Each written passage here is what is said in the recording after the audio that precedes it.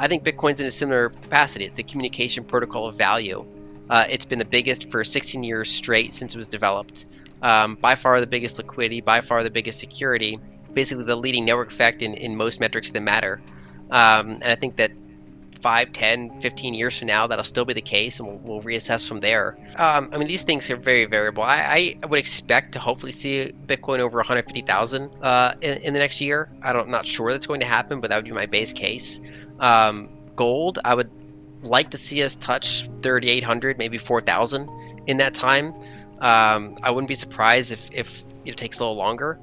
When we look out 5 years, I mean, Bitcoin is very volatile, so I wouldn't be surprised if it, say, touched 250,000 or even multiple hundred thousands and then corrected back down by some significant degree. But I think if we don't see 250,000 in 5 years, that'd be kind of disappointing. Money supply expansion, fiscal policy, and investor confidence are all indicating a significant change in global markets for the first time in years. As Lynn Alden notes, we are about to enter a time when defensive assets like Bitcoin and gold will be considerably more important. The case she bases on, a society where investors are drawn to scarce assets rather than fiat currency by ongoing deficits, huge debt levels, and structural inflation. She predicts that although Bitcoin continues to draw capital as a rival store of wealth, gold will reach unprecedented heights, possibly rising much above $3,800 per ounce. For further updates on Bitcoin and the wider world of digital assets, please take a moment to like this video, subscribe to the channel, and enable post notifications before we go any further. Thanks, and enjoy the video. Explain that scenario to us and what you think that supranational money would be. Well, I think our first part of the discussion touched on that, which is gold flipped the dollar for the first time in a very long time as the biggest reserve holding of central banks. So that's like a first start, and it's still smaller than it used to be. We still are primarily, countries are holding dollar and other currencies collectively are bigger than gold. But now gold is kind of both from tonnage and from price appreciation reasserted itself kind of, back into the fray. I expect that trend to continue over the next 5, 10 plus years. Bitcoin is about 1/10 of the size of the gold market. So it has more growing to do before it's interesting to kind of non-outlier sovereigns. So far we've seen El Salvador, Kingdom of Bhutan, UAE. They've shown some interest. Countries like that have shown some interest in Bitcoin at the sovereign level and have generally been rewarded for it. It's generally not big and liquid enough to be kind of interested to the larger countries. As Bitcoin gets bigger, I think it's also potentially in the conversation for that, and that you can see that that's part of the multipolar set of assets that entities can hold. But basically, the really two big supranational currencies I think we're talking about are gold and Bitcoin. Right now, gold is by far the choice. The interesting thing about Bitcoin is it also settles some of their concerns around payments. So gold is obviously it's a great store of value. It's harder to actually send. Generally, you use a chain of credit to do it. It's hard to actually send tonnage around. It's expensive. For example, Germany's repatriation of its gold took many, many years. Even though it came in faster than they expected, it still took years, and it cost millions of dollars to do. Whereas Bitcoin settlements, you can send $1 billion Bitcoin settlement and wait for multiple blocks to confirm on the blockchain and send it in like half an hour or an hour. So that is kind of this open source non-dollar network that countries could eventually shift to. But I think this will take time. I think, again, this will be one of those 5 to 10 year things as Bitcoin potentially moves from a $2 trillion network to a $5 or $10 trillion network. At that point, it's large enough where it's more like the size gold was 5 years ago. And then that's potentially pretty interesting at the sovereign level. So I think as the dollar has that kind of 5 to 10 year set of ongoing problems that I've talked about, like it already had over the past 5 years, I think that'll be the similar time frame where we'll see the ongoing one. You see the diversification of currencies. So around the margins, a little bit more interested in China's currency, especially among all these kind of non-US aligned BRICS type nations. And then two, you see this increased ongoing interest in gold and to a lesser extent Bitcoin. I mean, these things are very variable. I would expect to hopefully see Bitcoin over 150,000 in the next year. I'm not sure that's going to happen, but that would be my base case. Gold, I would like to see us touch 3,800, maybe 4,000 in that time. I wouldn't be surprised if it takes a little longer. When we look out 5 years, I mean, Bitcoin is very volatile, so I wouldn't be surprised if it, say, touched 250,000 or even multiple hundred thousands and then corrected back down by some significant degree. But I think if we don't see 250,000 in 5 years, that'd be kind of disappointing.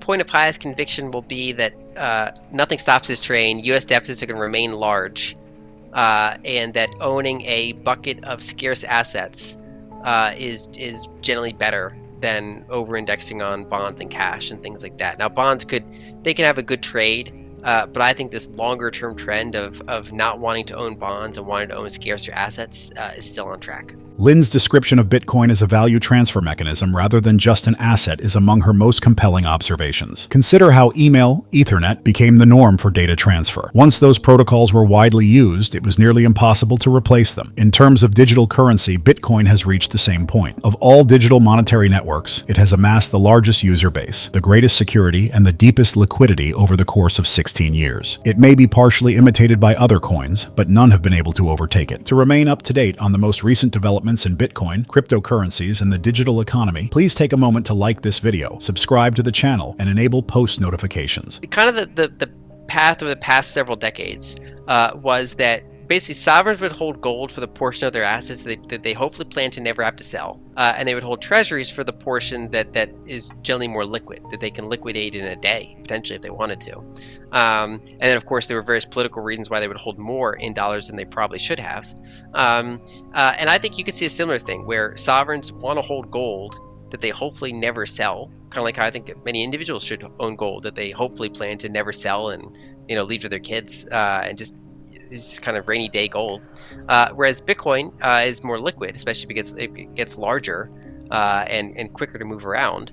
So I certainly think on the sovereign level, you can see that kind of by monetary standard, where they hold both of them for different reasons. I would say that it's a scarce network, right? So it's not going to accept a change that makes it worse, right? So for example, you can run your own node. You get to determine what version of the network you run. And so if someone comes along and says, here's an update, it basically increases the number of coins and gives those coins to person XYZ. I would say, well, I'm not going to run that update because that just makes Bitcoin worse. And that's why anyone can propose unpopular updates and they don't get absorbed into the Bitcoin network. Only extremely popular changes, things that fix a minor bug or things that potentially increase its resilience against attacks, quantum or otherwise, could have and historically have and potentially could get absorbed into the network as useful updates. Generally, those things are only things that make it stronger. I think it's best looking at Bitcoin as a network effect communication protocol. So kind of like how Ethernet is very hard to disrupt, USB is very hard to disrupt, simple mail transfer protocol is very hard to disrupt, internet protocol is very hard to disrupt. Then you can look at social networks. I mean, people can make 1 million Facebook clones or 1 million Twitter clones, and it's very hard to displace the dominant ones at what they do. I think Bitcoin's in a similar capacity. It's a communication protocol of value. It's been the biggest for 16 years straight since it was developed. By far the biggest liquidity, by far the biggest security, basically the leading network effect in most metrics that matter. And I think that 5, 10, 15 years from now, that'll still be the case, and we'll reassess from there. And basically, it's this scarce. Basically, instead of relying on a nature to run your ledger, which is gold, and it's a useful way to do it.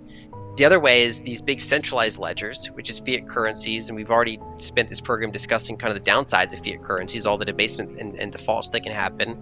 And this other third option is a decentralized ledger. Mm-hmm.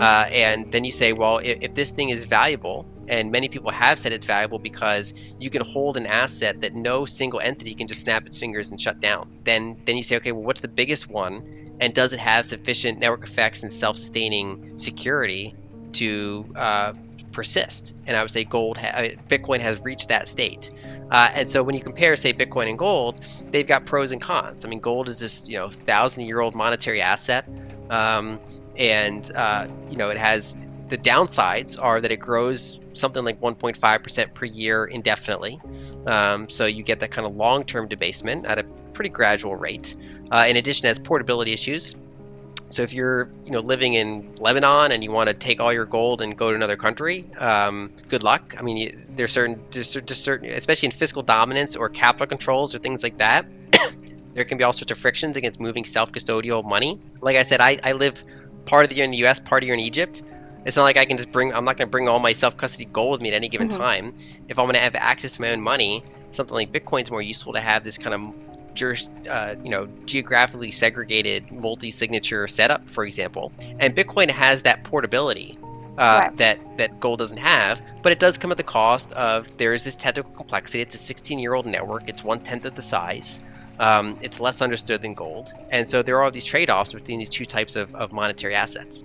According to Lin, Bitcoin is made to be very difficult to alter in ways that compromise its integrity. Anybody can choose the software version they want to use and run their own node. Users might easily reject an update proposal that, for instance, produced more coins for a specific individual. Because of this, Bitcoin is very resistant to negative developments. Bug fixes and security enhancements are examples of extremely small, generally acceptable changes. She contrasts Bitcoin with other well-established protocols like email. It is extremely difficult to replace a network after it has gained supremacy. For 16 years, Bitcoin has been the biggest and safest digital currency network. It has the largest user base, the strongest security, and the deepest liquidity. Although there are rival coins, none have been able to stop Bitcoin's network impact. Additionally, Lin presents Bitcoin as a third category of monetary systems. Although gold is a naturally occurring decentralized ledger, its expansion and mobility are constrained. Despite being controlled ledgers, governments can simply devalue or restrict fiat currencies. A decentralized digital ledger, Bitcoin is limited, portable, impervious to censorship, and cannot be shut down by a single party. It is newer, smaller, and less well known than gold, yet it is simpler to transport and store internationally. Both have advantages and disadvantages, but Bitcoin is particularly helpful in a society with capital limits or political unrest because to its portability and self-custody. Please take a moment to like this video, subscribe to the channel, and enable post notifications for future Bitcoin, macroeconomic, and digital asset content. And as always, happy investing.